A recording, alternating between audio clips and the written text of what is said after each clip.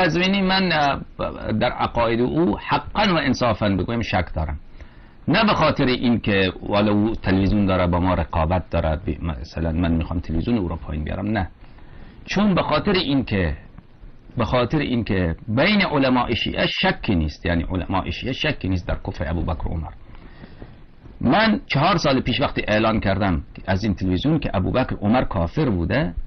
آقای قزوینی خیلی ناراحت شد، نه اینکه علنا به خاطر اینکه مصلحت نیست، نه، به خاطر اینکه شما یک مسلمان رو چرا کافر گفتید. و همون زمان به دفتر ما در حوزه علمی قم، اون زمان ما دفتر داشتیم در قم، زنگ زد با مدیر دفتر اونجا صحبت کرد مفصل، و مدیر دفتر خود به من گفت 1 ساعت قزوینی با من صحبت کرد، میگفت چرا الله یاری ابوبکر